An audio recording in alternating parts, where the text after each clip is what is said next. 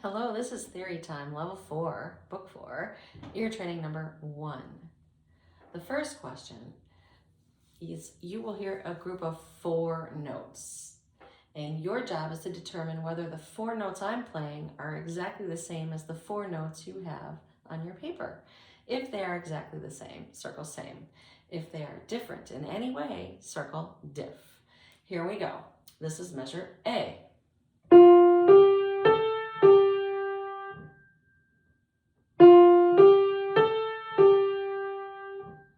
And B.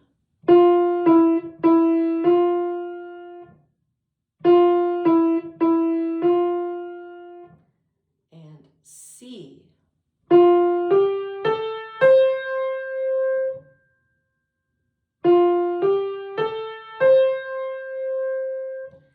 And D.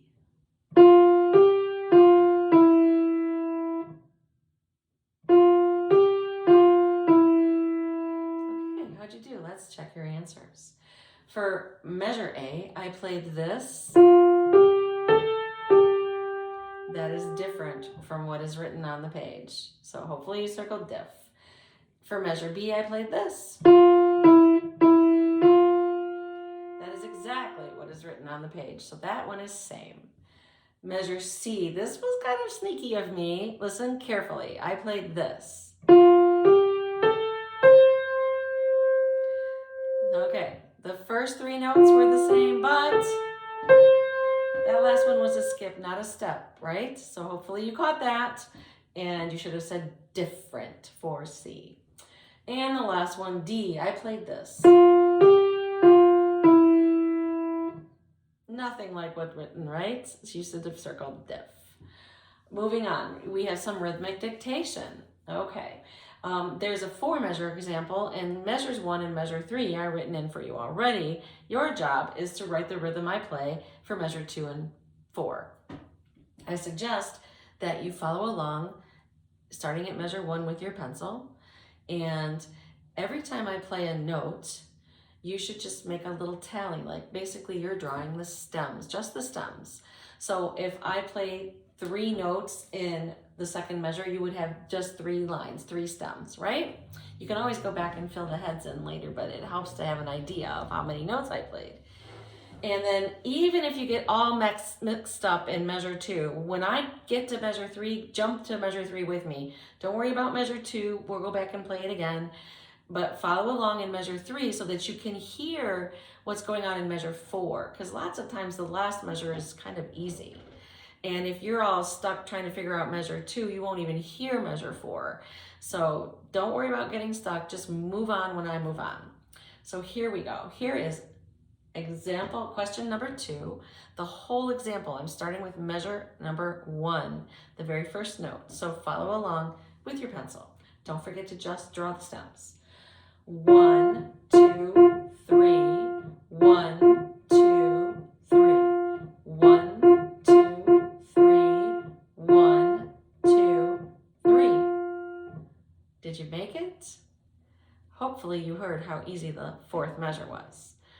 I'm going to play it again. Starting on measure 1. 1, 2, 3, 1, 2, 3. 1, 2, 3, 1, 2, 3. If you didn't quite get it, go ahead and rewind right now and listen again. But I'm going to move on and give you the answers, okay? So here is the answer. Measure 1 was 1, 2, and 3, quarter, 2/8 quarter, yeah? And then this is what I played for measure 2. 1, 2, 3. So hopefully you heard 1, right? 2/8 notes. And then I played 2, 3. Those were just quarter notes. So it went 1, 2, 3. 2/8, quarter, quarter. Don't forget to beam your 8th notes. Measure 3 was 1, 2, 3. And then measure 4 was 1, 2, 3. Piece of cake, 3 quarter notes. Okay, good job.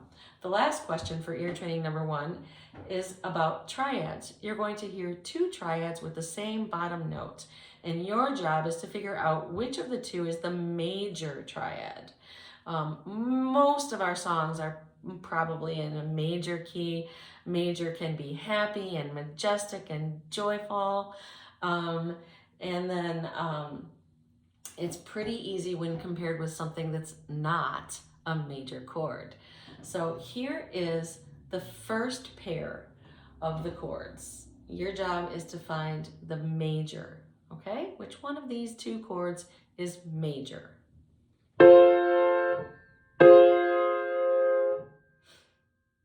I'll do it again. Okay, pair number 2, going sideways across the page, horizontally across the page. Pair number 2, here they are. First pair. Here it is again, pair number 2. Pair number 3.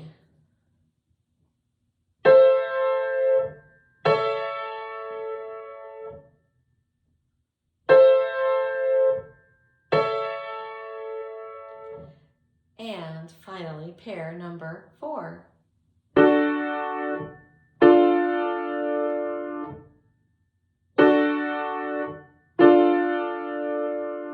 Okay, let's see how you did. Pair number 1 was, yes, it was the first chord, so you should have circled 1. Pair number 2 was this. Ah, yes, the second chord. Pair number 3 was this. The second chord again.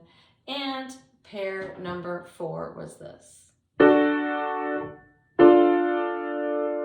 Yes, the first chord. Okay, that's it. Good job.